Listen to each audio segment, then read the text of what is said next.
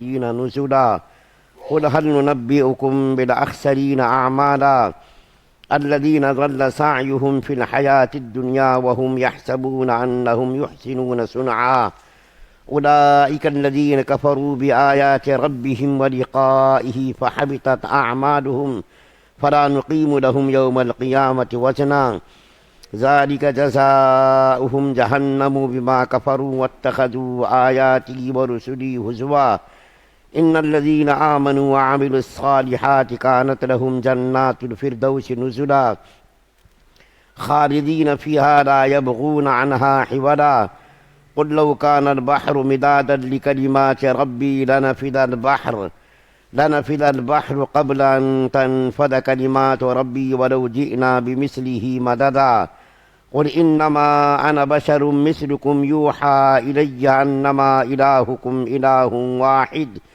فمن كان يرجو لقاء ربه فليعمل عملا صالحا ولا يشرك بعبادة ربه أحدا۔ جن لوگوں نے کفر اپنا لیا ہے کیا وہ پھر بھی سمجھتے ہیں کہ مجھے چھوڑ کر میرے ہی بندوں کو اپنا رکھوالا بنا دیں گے؟ یقین رکھو کہ ہم نے ایسے کافروں کی مہمانی کے لیے دوزخ تیار کر رکھی ہے۔ کہہ دو کیا ہم تمہیں بتائیں کہ کون لوگ ہیں جو اپنے اعمال میں سب سے زیادہ ناکام ہیں؟ وہ لوگ ہیں کہ دنیاوی زندگی میں ان کی ساری دوڑ دھوپ سیدھے راستے سے بھٹکی رہی اور وہ سمجھتے رہے کہ وہ بہت اچھا کام کر رہے ہیں۔ یہ وہی لوگ ہیں جنہوں نے اپنے مالک کی آیتوں کا اور اس کے سامنے پیش ہونے کا انکار کیا، اس لیے ان کا سارا کیا دھرا غارت ہو گیا۔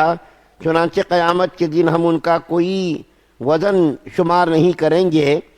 یہ ہیں جہنم کی شکل میں ان کی سزا، کیونکہ انہوں نے کفر کی روش اختیار کی تھی اور میری آیتوں اور میرے پیغمبروں کا مذاق اڑایا تھا۔ دوسری طرف جو لوگ ایمان لائے ہیں اور جنہوں نے نیک عمل کیے ہیں ان کی مہمانی کے لیے بے شک فردوس کے باغ ہوں گے جن میں وہ ہمیشہ رہیں گے، اور وہ وہاں سے کہیں اور جانا نہیں چاہیں گے۔ اور اے پیغمبر لوگوں سے کہہ دو کہ اگر میرے رب کی باتیں لکھنے کے لیے سمندر روشنائی بن جائے تو میرے رب کی باتیں ختم نہیں ہوں گی، کہ اس سے پہلے سمندر ختم ہو چکا ہوگا۔ چاہے اس سمندر کی کمی پوری کرنے کے لیے ہم ویسا ہی ایک اور سمندر کیوں نہ لے آئیں۔ کہہ دو کہ میں تو تمہیں جیسا ایک انسان ہوں، البتہ مجھ پر یہ وحی آتی ہے کہ تم سب کا خدا بس ایک خدا ہے، لہذا جس کسی کو اپنے مالک سے ملنے کی امید ہو اسے چاہیے کہ وہ نیک عمل کرے اور اپنے مالک کی عبادت میں کسی اور کو شریک نہ ٹھہرائے۔ سورہ کہف کی آخری 102 نمبر سے لے کر 110 نمبر تک کی آیات آپ کے سامنے پڑھی گئی ہے۔ یہ سورہ کہف کا آخری رکوع ہے۔ اس رکوع کے اندر اللہ تعالیٰ نے کئی قسم کے مضامین کو بیان کیا ہے۔ ایک تو کافروں کا اس کے اندر تذکرہ کیا گیا ہے کہ اللہ تعالیٰ نے کافروں کے بارے میں فرمایا کہ وہ جو کافر اپنے میرے بندوں کی عبادت کرتے ہیں، عبادی سے مراد بعض مفسرین کہتے ہیں کہ یہاں عیسائی مراد ہے، کیونکہ عیسائی لوگ حضرت السلام کی عبادت کرتے ہیں، ان کو خدا کا درجہ دیتے ہیں۔ بعض لوگ کہتے ہیں کہ یہودی اس سے مراد ہیں، کیونکہ یہودی لوگ حضرت عزیر علیہ السلام کو خدا کا بیٹا قرار دیتے ہیں۔ بعض مفسرین کہتے ہیں کہ اس سے مراد کفار مکہ مشرکین ہیں جو فرشتوں کی عبادت کرتے، جنات کی عبادت کرتے۔ ایسے کافروں کے بارے میں اللہ تعالیٰ فرماتے ہیں کہ ہم نے ان کے لیے جہنم کو تیار کر رکھا ہے، اور جہنم کے اندر اس کی مہمان نوازی ہوگی۔ مہمان نوازی تو یہ تعظیم کا لفظ بظاہر معلوم ہوتا ہے کہ مہمان نوازی تو اچھے لوگوں کے ساتھ کی جاتی ہے، لیکن یہاں پر ایسا نہیں ہے، بلکہ اللہ تعالیٰ یہاں پر ایک مذاق کے طور پر ان کی تحقیر کر رہے ہیں کہ ان کی میزبانی ہم جہنم سے کریں گے، عذاب سے کریں گے۔ تو کافروں کا یہاں مذاق اڑا رہے ہیں۔ اور ایک مضمون یہ بیان کیا گیا کہ یہ کافر لوگ جو نیک عمل کرتے ہیں، بہت سارے کافر لوگ نیک عمل کرتے ہیں، تو نیک عمل صرف کرنے سے کام نہیں بنے گا، نیک عمل کرنے سے صرف کام نہیں بنے گا، بلکہ اس کے ساتھ ساتھ سیدھا راستہ بھی ہونا چاہیے، سیدھا راستہ ہو اور اللہ اور اس کے رسول کی پیروی کے مطابق اور اللہ اور اس کے رسول کے حکم کے مطابق عمل ہو، تو پھر وہ نیک کام بھی اس کے لیے فائدہ دے گا، ورنہ کوئی نیک کام اس کو فائدہ نہیں دے گا۔ دنیاوی اعتبار سے تو اس کو فائدہ دے گا کہ کفار لوگ بہت سارے نیک کام کرتے ہیں، صدقہ خیرات کرتے ہیں، پانی وغیرہ کا انتظام کرتے ہیں، تو دنیاوی زندگی تک تو اس کے لیے فائدہ مند ہوگا وہ نیک کام، لیکن آخرت کے لیے وہ نیک کام نہیں ہوگا۔ کیوں؟ شریعت کے مطابق اس نے نیک کام نہیں کیا، شریعت کے مطابق بھی کرنا ضروری ہے۔ اور ایک مضمون یہ بیان کیا کہ کافر لوگوں کے لیے تو اللہ تعالیٰ نے جہنم کو تیار کر رکھا ہے۔ ایک مضمون اللہ تعالیٰ نے یہ بیان کیا کہ نیک لوگوں کے لیے اور جو مسلمان ہوں گے، ایمان لائیں گے، اعمال ساریہ انجام دیں گے، اس کے لیے اللہ تعالیٰ نے جنت فردوس تیار کر رکھا ہے۔ جنت فردوس کیا ہے؟ فردوس کے معنی باغ و بہار کے، سرسبز شاداب باغ کے آتے، جنات جنت کی جمع ہے، جنت کے معنی بھی باغ و بہار کے، اور فردوس جنت کا بالکل اعلیٰ درجہ، جنت کا یہ اتنا بڑا اعلیٰ درجہ ہے کہ نبی کریم صلی اللہ علیہ وسلم نے ارشاد فرمایا جب تم جنت مانگو تو جنت الفردوس اللہ تعالیٰ سے مانگا کرو، کیونکہ جنت کا سب سے اعلیٰ درجہ ہے، اس کے اوپر رحمان کا عرش ہے۔ جنت کا یہ فردوس جو 12 خانہ ہے اس کے اوپر اللہ تعالیٰ کا عرش ہے۔ یہ کس کے لیے؟ ایمان والوں کے لیے۔ تو کافروں کے لیے تو اللہ تعالیٰ نے جہنم تیار کر رکھی ہے، اور نیک لوگوں کے لیے اللہ تعالیٰ نے جنت تیار کر رکھی ہے۔ ایک مضمون اور یہ بیان کیا کہ جنتی لوگ جنت سے نکلنے کی خواہش نہیں کریں گے، نکلنا ہی نہیں چاہیں گے۔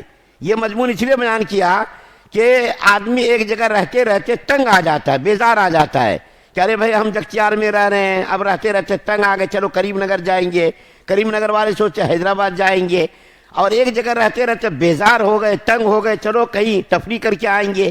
تو جنتی لوگ جب جنت میں ہزاروں لاکھوں سال رہیں گے تو جنتی لوگ بھی تنگ ہوں گے نہیں ہوں گے، وہاں سے نکلنا چاہیں گے نہیں چاہیں گے، اور نکلیں گے تو کہاں جائیں گے؟ جنت سے اعلیٰ مقام تو کوئی دوسرا ہے ہی نہیں۔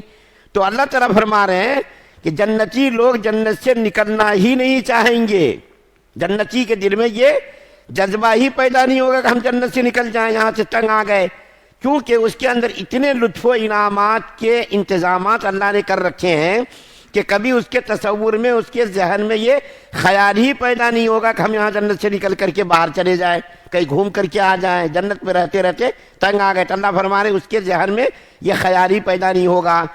ایک اور مضمون اللہ تعالیٰ بیان فرما رہے ہیں کہ اللہ تعالیٰ کے کریمات اتنے ہیں، تعریف اور کمالات اتنے ہیں کہ اگر دنیا کے اندر جتنے سمندر ہیں اس سمندر کی روشنائی بنا لی جائے، جتنے سمندر ہیں اس کی روشنائی بنا لی جائے، زمین و آسمان کی جتنی مخلوقات ہیں وہ تمام مخلوقات اللہ تعالیٰ کی تعریف لکھنے کے لیے بیٹھ جائیں تو اللہ تعالیٰ کی تعریف اور اللہ تعالیٰ کے کمالوں اور صفات کا بیان نہیں کر سکتے۔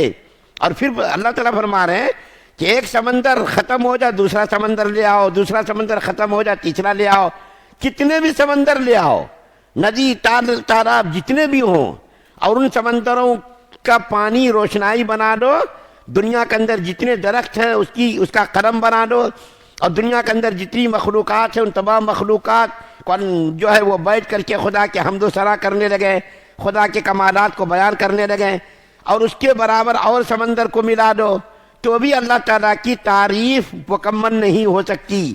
اللہ تعالیٰ کی تعریف کا ذرہ برابر بھی حق ادا انسان نہیں کر سکتا، کتنی بھی تعریف کرنا چاہے اللہ کی تعریف بیان کر ہی نہیں سکتی مخلوق۔ اور اس کے بعد آخر آیت میں اللہ تعالیٰ نے فرمایا کہ اے محمد صلی اللہ علیہ وسلم آپ فرما دیجئے کہ میں بھی تمہاری طرح انسان ہوں، جیسا تم کھاتے ہو میں بھی کھاتا ہوں، تم شادی کرتے ہو میں بھی شادی کرتا ہوں، کاروبار میں کرتا ہوں، اس اعتبار سے میں تمہاری طرح انسان ہوں، لیکن اس کے ساتھ ساتھ میرے اور تمہارے درمیان یہ فرق ہے کہ میرے اوپر اللہ تعالیٰ کی طرف سے وحی آتی ہے، میرے اوپر اللہ تعالیٰ کی طرف سے وحی آتی ہے، وحی کے مطابق میں تم کو تعلیم کرتا ہوں اور تم اس کے مطابق زندگی گزارو۔ پھر اللہ تعالیٰ نے آخر آیت میں فرمایا کہ جو انسان اللہ تعالیٰ سے ملنا چاہتا ہے اس کو چاہیے کہ وہ نیک عمل کرے، اور نیک عمل کرنے کے ساتھ ساتھ ہر قسم کے شرک سے اللہ تعالیٰ کو پاک صاف سمجھے، اللہ تعالیٰ کے ساتھ کسی کو بھی شریک نہ کرے۔ شرک کی دو قسمیں ہیں، شرک کی دو قسمیں، ایک تو ہے شرک اکبر اور ایک ہے شرک اصغر۔ شرک اکبر کو تو سب انسان جانتے ہیں کہ اللہ تعالیٰ کی ذات و صفات میں کسی کو شریک کرنا، اللہ تعالیٰ کی ذات و صفات میں شریک کرنا، یہ تو شرک اکبر ہے۔ اللہ تعالیٰ کسی بھی صورت میں اس کو معاف نہیں کریں گے۔ شرک اکبر کیا ہے؟ شرک اصغر کیا ہے؟ شرک اصغر ریاکاری کرنا۔ ریاکاری کس کو کہتے ہیں؟